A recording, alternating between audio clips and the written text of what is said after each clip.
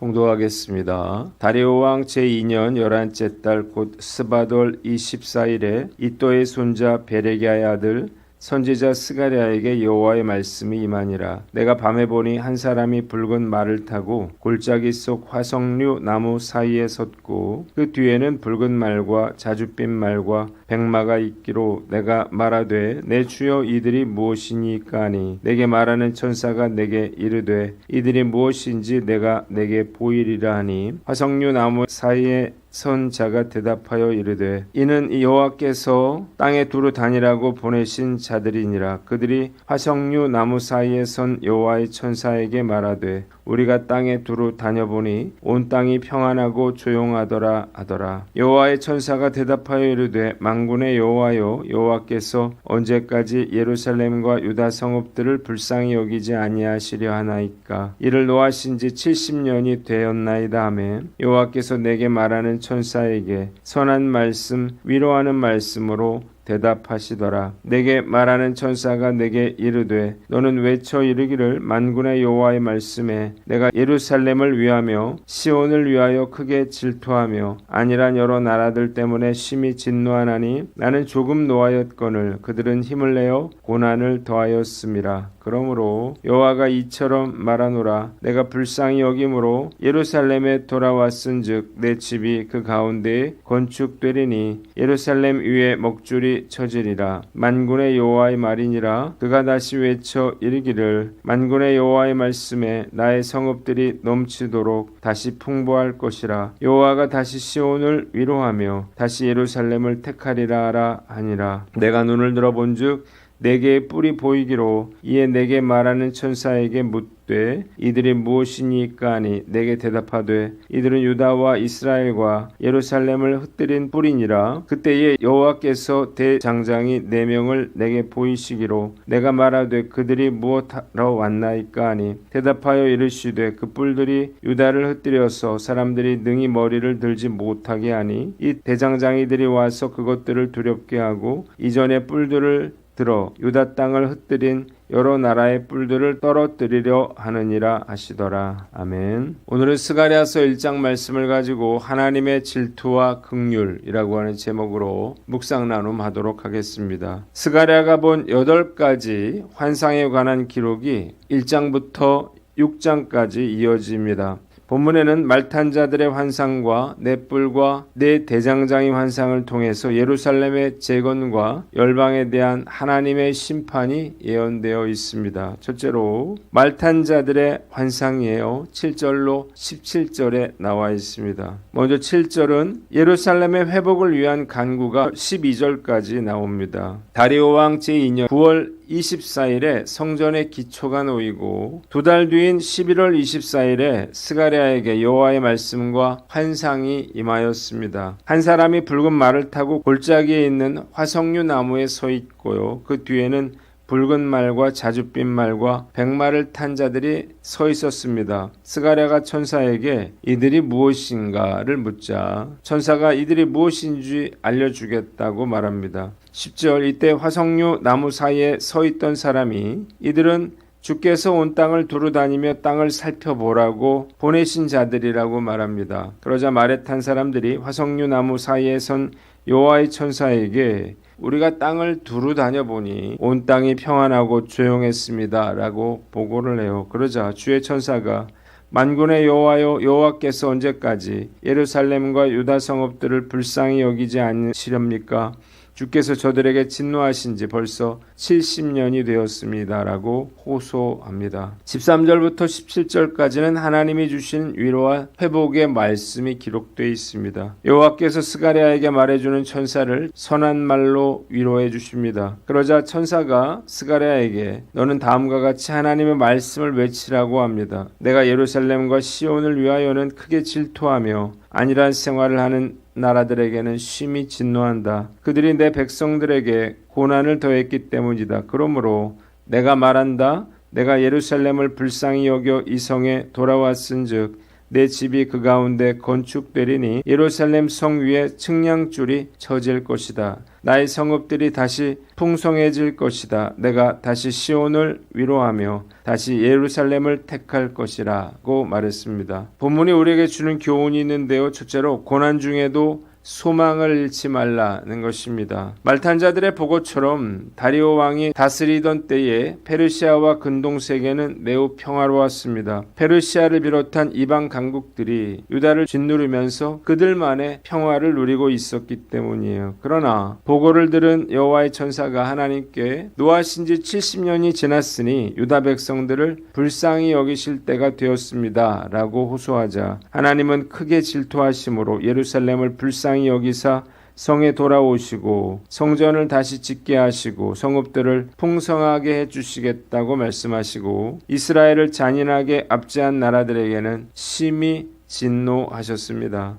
하나님께서 스가랴 선지자에게 이 환상을 보여주신 이유가 무엇인가요? 스가랴 선지자를 통해서 실망에 빠져있는 백성들에게 말씀으로 위로해 주시고 성전 재건축에 대한 확신을 주심으로 다시 힘과 용기를 주시려는 거예요.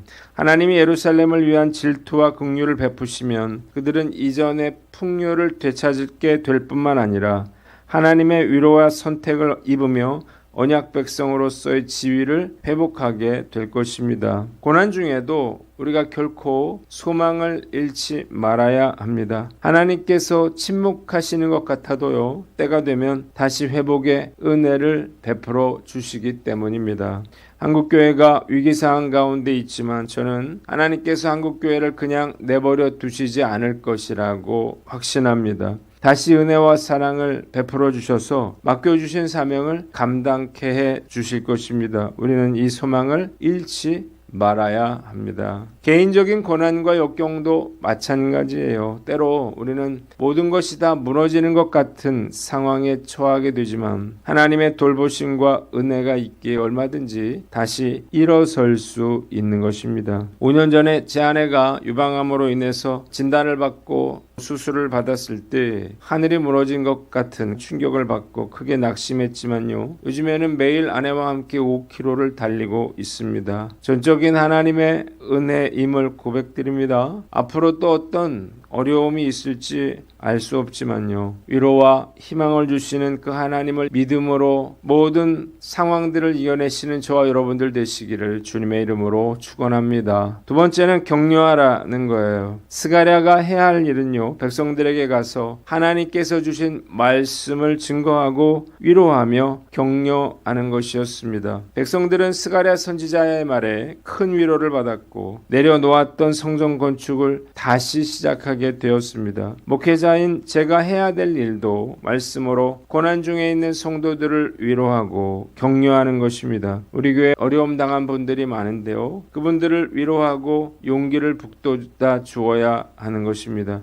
하나님의 말씀에는 힘이 있어서 다시 시작할 수 있게 해 주기 때문입니다. 정말 힘들고 어려울 때는요. 현실 직시가 중요한 게 아니에요. 누구보다 본인들이 현실은 잘 알고 있습니다. 우리가 해야 할 일은요. 격려하고 위로하는 일이에요. 칭찬은 고래도 춤추게 한다는 말이 있는데요. 하나님의 말씀으로 남편을 격려하고 아내를 격려하고 우리 자녀들을 격려한다면 어떤 힘든 상황 속에서도 버텨낼 수가 있을 것입니다. 늘 성도들을 위해서 기도하고 항상 위로와 격려를 잃지 않는 목회자가 되기를 다짐해 봅니다. 두 번째 환상이 18절로 21절에 나와 있는데 네 뿔과 네 대장장이 환상입니다. 첫 번째 18절에 19절에는 네 뿔에 대해서 나옵니다. 스가랴가 눈을 들어보니 네 개의 뿔이 보였어요. 천사에게 이것이 무엇입니까? 물었더니 이들은 유다와 이스라엘과 예루살렘을 흩어버린 뿔이라고 말합니다. 20절로 21절에는 네 대장장이 환상이 나와요. 스가랴가 대장장이 넷을 보고 이들은 무엇을 하려고 온 사람들입니까? 천사에게 묻자 이 대장장이들은 뿔로 유다 백성들을 흩어버리고 머리도 쳐들지 못하게 한 이방 나라들을 떨게 하고 그들의 뿔을 꺾으려고 온 사람들이라고 말합니다. 본문이 우리에게 주는 교훈이 있는데요. 승리의 확신을 가져라는 것입니다. 내 뿔은 택한 백성 이스라엘을 괴롭히고 폭력으로 억압했던 아수르나 바벨론과 같은 나라들을 의미하는 것입니다. 이스라엘에 대한 하나님의 심판의 도구였던 이들은 정도를 벗어나 이스라엘을 학대하고 압제하여 이스라엘 백성들은 소망을 잃고 신음할 수밖에 없었습니다. 하나님은 이들의 잔혹함에 분노하셔서 이 네 대장장이를 보내셔서 심판하시고 자기 백성을 온전히 세우심으로 열방을 두렵게 하실 것이었습니다. 하나님은 성도들을 공격하고 핍박하는 악의 무리들을요 결코 그냥 내버려 두시지 않습니다. 또한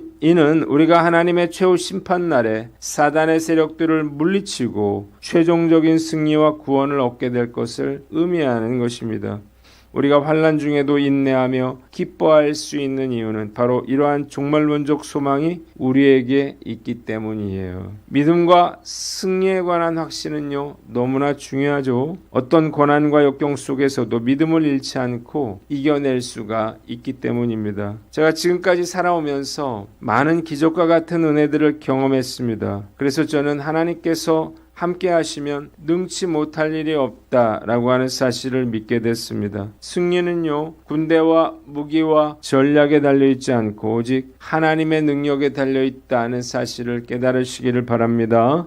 우리가 해야 할 일은요 이 승리에 대한 믿음과 확신을 가지고 도전하는 것입니다. 만일 단 한 번만이라도요 하나님의 도우심으로 승리한 일이 있다면 그 기억을 다시 되살려서 믿음으로 도전해야 하는 것입니다. 오늘 우리를 가로막고 있는 현실의 문제들은 무엇인가요? 그것이 재정의 문제든 건강의 문제든 직장과 생업의 문제든 간에 상관이 없습니다. 승리를 주실 그 하나님을 의지하고 믿음으로 도전하면 반드시 승리할 수가 있는 것입니다. 오늘 난 어떤가 스스로를 돌아보고요. 이 믿음과 확신을 가지고 승리의 함성을 외칠 수 있는 저와 여러분들 되시기를 주님의 이름으로 축원합니다. 기도하겠습니다. 하나님 아버지, 고난 중에도 소망을 잃지 않게 하여 주시고 서로 격려하며 승리의 확신을 가지고 도전케 하여 주시옵소서.